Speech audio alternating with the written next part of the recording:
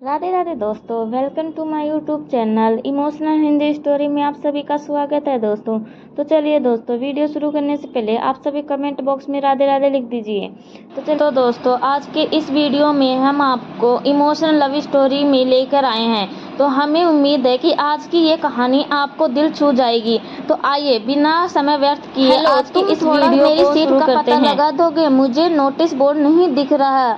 कमर पे हाथ रखे वो लड़की मुझसे ऐसे मुखातिब थी जैसे उसका कोई हक हो मेरे पे, जबकि जान पहचान के नाम पर हम दोनों में बस इतना ही था कि चंद घंटे पहले दोनों एक ही बस से इस इंजीनियरिंग इंटरेस्ट का एग्जाम देने पहुंचे थे। उसकी ऐसी बेवकूफ़ी देख मुझे जोरों से हंसी आई, तो वो बुरा न समझे इसलिए मैंने खुद को सामान्य रखते हुए उसका रोल नंबर पूछा। वो रोल नंबर बताते हुए खुशामद के अंदाज में बोली, प्लीज़ हेल्प कर दो, मैं यहाँ तुम्हारे सिवा किसी को भी नहीं जानती।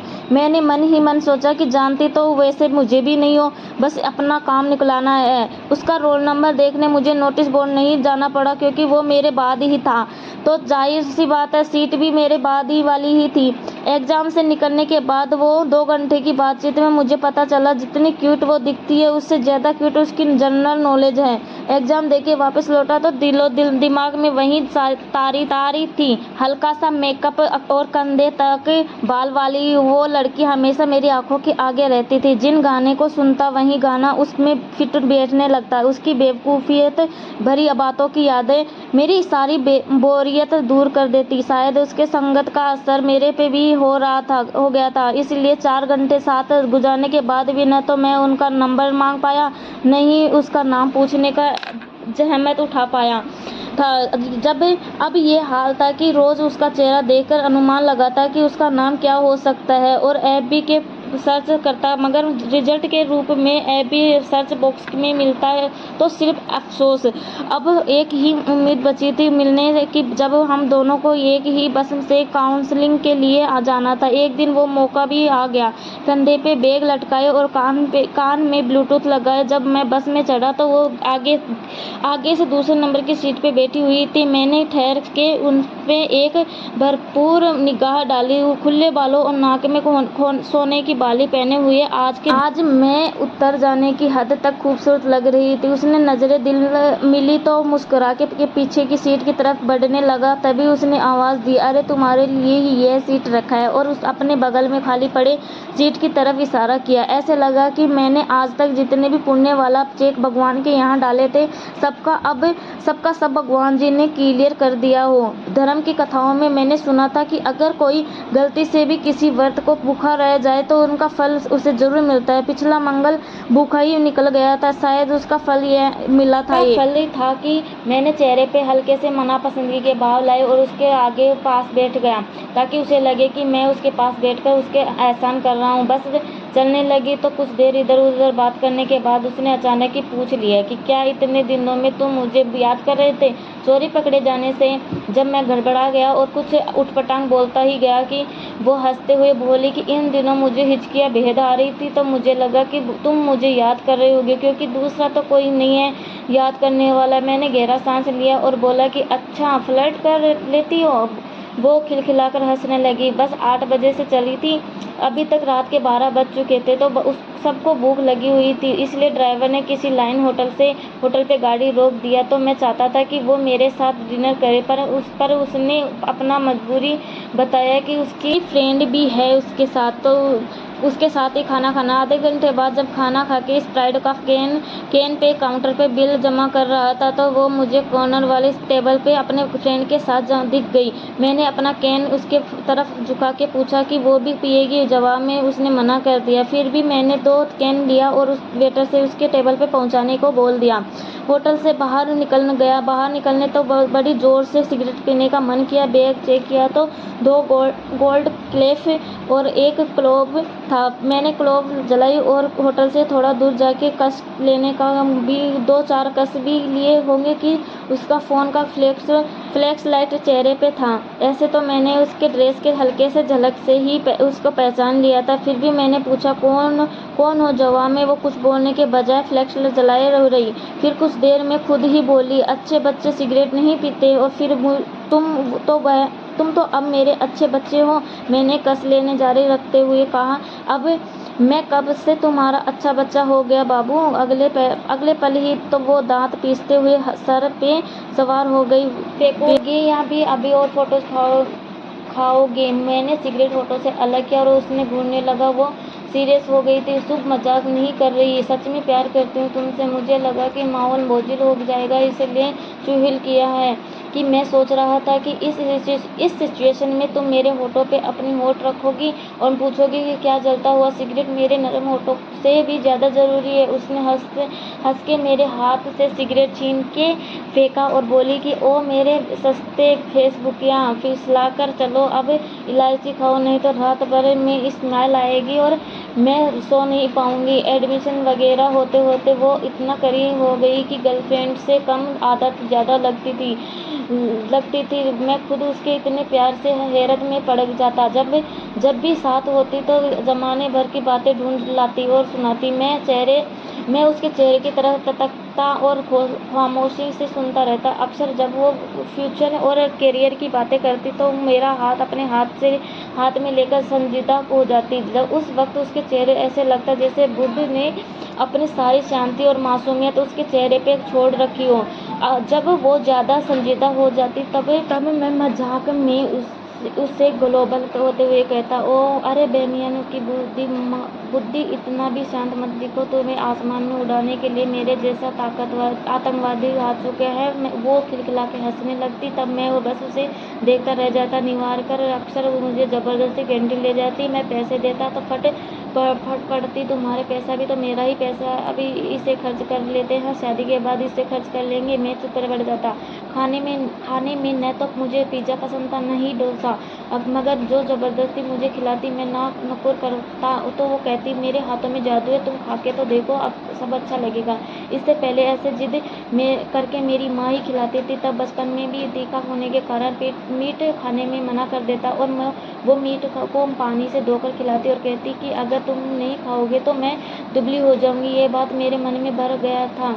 बचपन में मैं उन पे गुस्सा होता हो तो कहता कि आगे से खाना नहीं खाऊंगा और उसको दुबला कर दूंगा। सब लोग हंसते में नहीं समझ पाता, बच्चा नहीं था, बच्चा था ना। इसके बाद अभी भी बच्चा ही बन जाता। खाली क्षणों में कभी इतनी खुशी देखता तो ऐसा लगता है कि कहीं कुछ बिगड़ ना जाए। अक्सर मेरे साथ ऐसा ही होता आया है। जब ज़्यादा खुश होता हूँ तो कुछ बड़ा दुख आने वाला होता है। यहाँ भी ऐसा ही कुछ होने लगा। धीरे धीरे चीज़ें बदलने लगी, मिलना जुलना कम हो गया। मैं उससे मैसेज करता कि बदले से सरकार नज़र आते हैं, तो इधर से जवाब केवल स्माइल की आती। इसी बीच दशहरे की छुट्टी हो गई, मैं घर आ गया। यहाँ आकर उससे फ़ोन पे बात कर पाना मुश्किल होता था। अक्सर रात को 5 मिनट के लिए टाइम निकाल के उसे कॉल करता, मगर उसकी बातों से कभी ऐसा नहीं लगता कि वो मुझसे बात करने में इंटरेस्ट ले रही हो। मैंने उसे कॉल करना छोड़ दिया। उसका कॉल भी आता तो नहीं उठाता। छुट्टियां बीतने के बाद जब कॉलेज लौटा तब वो सब कुछ पूरी तरह से बदल चुका था। अक्सर दोनों एक दूसरे को देखकर नजरअंदाज कर देते।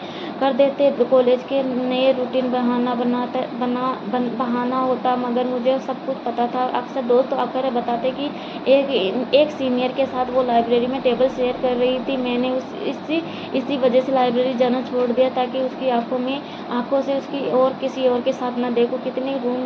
किताबें रूम में ही मंगा लेता। वैसे भी उसमें अब मन नहीं लगता। कॉलेज में आने के बाद जाने क्यों नागा रोज रात को वो फ़ोन करती। मैं उसके सामने इन सब चीज़ों का जिक्र करता तो वो ऐसे शो करती जैसे सब कुछ नॉर्मल हो। पुराने दिनों का जिक्र करता तो पढ़ाई के प्रति सीरियस होने का बहाना बनाने लगती। मुझे भी पढ़ने पे ध्यान देने के एडवाइस देने लगती। मैं खुद ही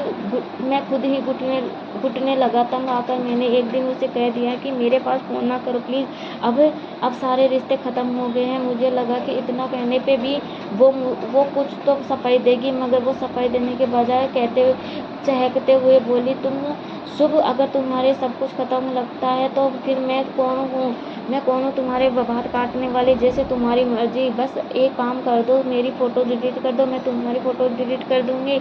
मैंने उसके फ़ोटो डिलीट कर दिए और वॉलपेपर पे अपने माँ की फ़ोटो तस्वीर लगा दी। मुझे लगा कि अब यहाँ से कुछ खुद को समेट लूँगा। लेकिन अगले दिन फिर से उसका फ़ोन आया। मेरे रिसीव करते ही वो चहक पड़ी। कैसे हो, लाइफ के मज़े में है या नहीं? मैं चुप्पी सीधे हुए था। वो मुझे तरह तरह के सवालों को उकसा रही थी। कोई गर्लफ्रेंड ढूंढी क्या? सिंगल होके कैसे फीलिंग आ रही है? ऐसे सवाल पूछ पूछ के नस्तर की तरह भीतर चुभ रही थी। जिस्म के अंदर ऐसे लग रहा था जैसे कांच की खिड़कियाँ बिखरी हुई हो और सीने में चुभ रही हो। मैं चुप पड़ा, बस उसके कॉल सुन रहा था। आंखों में आंसू गिर रहे थे, गला ढूंढ गया था। फोन कटा तो महीनों बाद फिर से सिगरेट की तलब लग गई। हॉस्टल के बाउंड्री की तरफ जाकर गुमटी खुलवाई और 2 डब्बे सिगरेट के लाके फूंक डाला। सब इस बार फेफड़े के साथ साथ रुएं भी धुएं से भर जाए कोशिश थी। अगले दिन जब दोपहर को नींद खुली तो उठते ही एबी पे स्टेटस सिंगल कर दिए। धीरे धीरे ब्रेकअप की खबरें सबको लग गई। मैं चुप सा हो गया था। कॉलेज से आता और खुद को कमरे में पैक कर लेता। किसी से काम भर से ज़्यादा बातें नहीं करता। व्हाट्सएप ऐप भी अनइंस्टॉल कर दिया।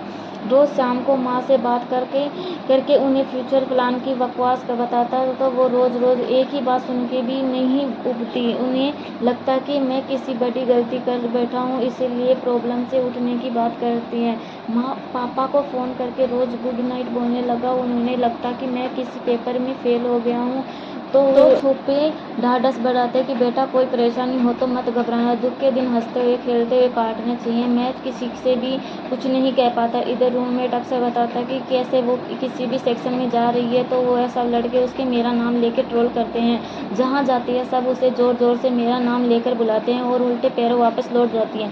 मेरे सामने जब भी कभी ये होता तो मैं उन लड़कों को मना कर दिया करता, सिगरेट के धुएं में उसे बुलाने की कोशिश करता। धीरे धीरे साल बीता तो सब कुछ नॉर्मल होने लगा। ब्रेकअप का दर्द मिट चला। हालांकि वो कहीं दिख जाती तो मैं नजरें फेर लेता।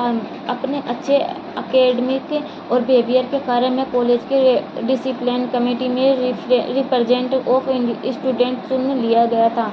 एक दिन रात को सिगरेट जला के जैसे ही मैंने बुक खोला न कि गार्ड ने उसके आके बताया कि अर्जेंट डीन सर बुला रहे हैं। भागते हुए जब डीन ऑफिस पहुंचा तो देखा कि वो सीनियर लड़के के साथ बाहर खड़ी थी। अंदर पता चला कि वो 3 महीने से प्रेग्नेंट है। आज जब उसने लड़के से किसी बात पे झगड़ा कर लिया तो उसने उसे जोर से मार दिया। वो बेहोश हो गई थी। सब चाहते थे कि दोनों को कॉलेज से निकाल दिया जाए। मेरे बस वो स्टूडेंट के रिकरेक्शन के बारे में जानना चाहते थे। मैंने पूरे 1 साल बाद उसकी तरफ आंख उठा के देखा। आंखों के बगल में काला धब्बा साफ नजर आ रहा था। मेरे कलेजा मुंह में आ गया। कभी यही आंखें थी जो मेरे आंखों से चाहकर भी ओझल नहीं होती थी। मैंने डीन सर को बताया कि लड़का तो पहले से आवारा है, कोई कुछ नहीं बोलेगा।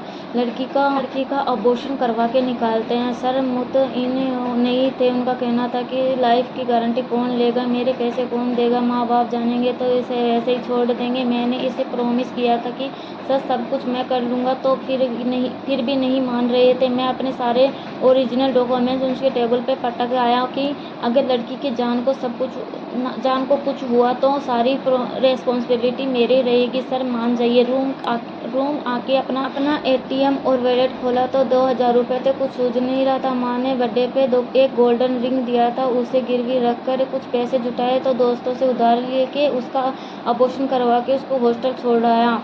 सर के रिक्वेस्ट करके उनके न निकालने का लेटर भी लेके दे दिया। 5-6 दिन की दौड़ धूप के बाद जब बैठा तो उसका व्हाट्सएप मैसेज आया। ओपन किया तो उसने मेरी एफबी डीपी के साथ अपनी कोलाज बना के नीचे कैप्शन डाला हुआ था, आई एम सॉरी शुभ, मैं बहक गई थी। तुम्हारा प्यार ज़्यादा था, मैं संभाल नहीं पाई। अब तुम्हारी राधा उनके बन के जीवन गुजार लूँगी। थोड़ी देर सोचने के बाद मैंने फक ऑफ विच लिखा और सेंड कर दिया। मैं खुद को दोबारा इश्क को गलत फहमी में नहीं डालना चाहता था। तो दोस्तों हम उम्मीद करते हैं कि आप लोगों को आज की ये सैड लव स्टोरी बहुत पसंद आई होगी। गर्लफ्रेंड इमोशनल लव स्टोरी तो ज़रूर अच्छा लगा होगा। तो कृपया कमेंट करके अपने विचार इसे ज़रूर साझा करें प्लीज़। धन्यवाद।